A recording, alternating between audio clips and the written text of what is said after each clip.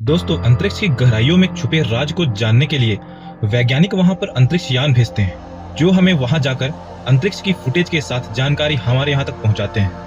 आज तक आपने सौर मंडल की रियल फुटेज तो देखी होगी, लेकिन क्या आपने कभी सोचा है कि सौर मंडल की ग्रह की भी कोई आवाज होती है? जी हाँ दोस्तों, सौर मंडल के रहस्यों को जानने के लिए अंतरिक्ष में बहुत सारे स्पेसक्राफ्ट भेजे जा चुके हैं, जिनमें से कुछ स्पेसक्राफ्ट के पास फोटो खींचने के साथ साथ रेडियो इमिशंस को कैप्चर करने की क्षमता भी होती है। इन स्पेसक्राफ्ट के द्वारा भेजे गई रेडियो इमिशंस को जब साउंड वेव में कन्वर्ट करते हैं तो हमारे पास भयानक परिणाम सामने आते हैं। हम लोगों ने धरती पर उपस्थित सभी जीवित वस्तुओं में आवाज को पाया है, मगर यह स्थिति धरती पर सिर्फ सीमित नहीं है, बल्कि स्पेस ऑब्जेक्ट की भी अपनी एक आवाज होती है। सुनने में आपको थोड़ा ये अटपटा लगे, मगर शांत दिखने वाला अंतरिक्ष असल में इतना शांत नहीं है। तो दोस्तों, आज हम लोग बात करते हैं सोलर सिस्टम से निकलने वाली अलग अलग आवाजों की, जो आपको चौंकाने वाली है। तो अंतरिक्ष में मिलने वाली आवाज की गुत्थी में सबसे पहले बात करते हैं साउंड ऑफ सन।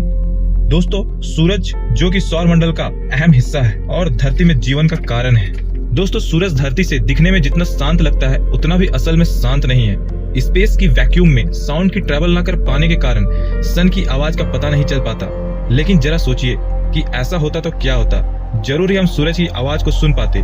20 साल का डाटा हमें बताता है कि सूरज का अपनी एक आवाज है और ये काफी लाउड है। यूरोपियन स्पेस एजेंसी और नासा के वैज्ञानिकों ने 2018 में सूरज की आवाज को सभी के पास रखा। इसके लिए उन्होंने 20 साल तक सूरज की हर हरकत पर और उसके रेडियो इमिशंस तरंगों पर नजर रखी।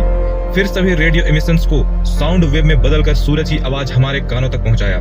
आज के समय में ये आवाज वैज्ञानिकों को वो बात अध्ययन करने में मदद करती है जिन्हें आंखों से नहीं देखा जा सकता। इस आवाज को आप भी सुन सकते हैं। नासा के वैज्ञानिक मानते हैं कि सूरज के भीतर कई तरह के वेव्स गति करती है।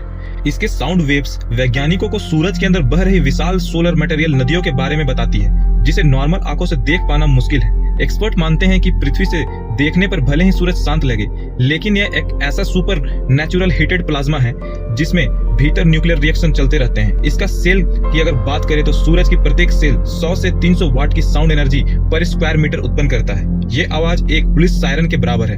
आप इससे इस बात का अनुमान लगा सकते हैं कि पृथ्वी से 10,000 गुना बड़ा सन कितना ज्यादा साउंड निकाल सकता है, जो हमारी कल्पना से भी परे है।